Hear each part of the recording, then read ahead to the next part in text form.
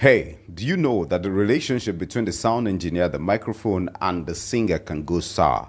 Take, for instance, that you have done the sound check with the sound engineer and then you are okay with what you're hearing on the stage, and midway into your ministration or performance, you decide to cup the head of the microphone because you feel that you cannot hear yourself as loud as you want to, or the band is beginning to sound louder than they were.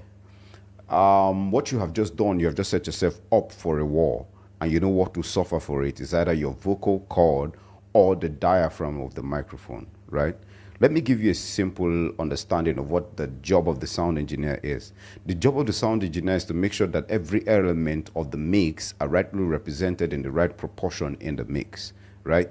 The moment you cup the head of the microphone, what happens is there's a sudden peak in volume, and on the other side, the sound engineer sees you as a sudden peak in volume, but to you, you are beginning to hear yourself as loud as you want to, and then you are feeling okay. But to the sound engineer, it doesn't sound okay because you are now above the music. So what he will do is to try to get you into the music. By so doing, a war is set because you're going to keep trying to put in more energy into the microphone, and then he's going to keep trying to bring you down to make sure that you are in the mix, right? Let me give you a simple understanding of how the microphone works, right? The moment you pick the microphone, you'll notice that the microphone sits in your hand like this, right? The moment you move your hand from here to this point, you have just changed the polar pattern of the microphone, right? And the moment you move the hand from here to this point, what you have done is you have reduced the surface area of the microphone, making it hypersensitive, right?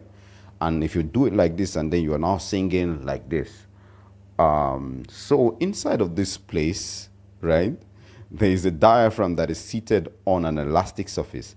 What happens is the diaphragm keeps vibrating on top of the elastic surface to convert the acoustic energy from your vocals to an electric energy that is transmitted from the microphone through a wire or wirelessly to the point where the engineer can make modification of your microphone.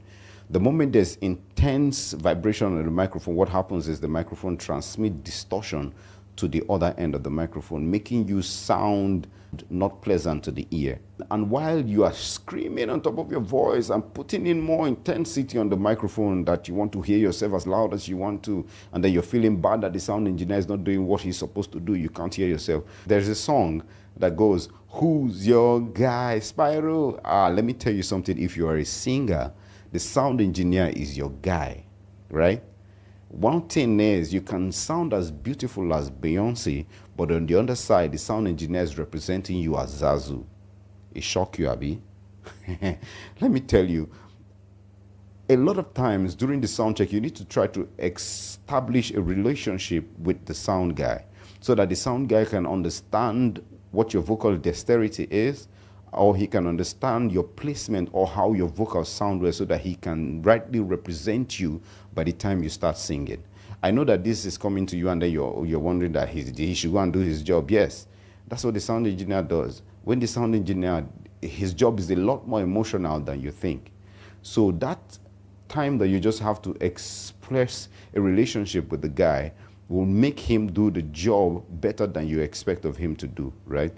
And then again, I've heard this thing, a lot of people, they said, we just started singing and then we can only hear ourselves again. We couldn't hear ourselves. It sounds like the monitors are no longer working. Yes, sometimes the monitors are no longer working because you have just given the monitors an overload.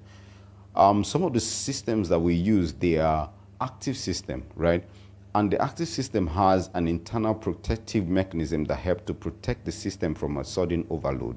The moment you cup the head of the microphone, what happens is there is a peak of volume for you. The entire system sees that peak of volume as a sudden overload. So what happens is the internal protective mechanism kicks into action to protect the speaker from a sudden damage. It stays protected until the overload goes below the limit, right? So just imagine that every one of you, you've just copped your mic, 6 persons singing on the stage because they feel they can't hear themselves. They've just copped the mic and they're all screaming into the microphone. And then you're expecting the sound engineer to drive the volume, and then he's on the board trying to push more volume. But the speakers, they are receiving an overload and they've just protected themselves. So I think a lot of times what you should do is to do a sound check with the sound engineer. Make sure that you sound check the person. Right now I'm talking about the sound engineer on the stage now.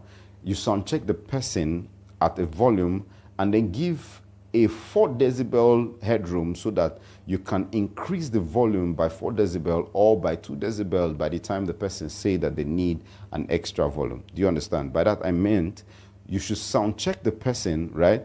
Say at 10 decibel and then give a headroom of about 4 decibel before feedback, so that you know that you have enough headroom to go up in case the person needs more volume, right?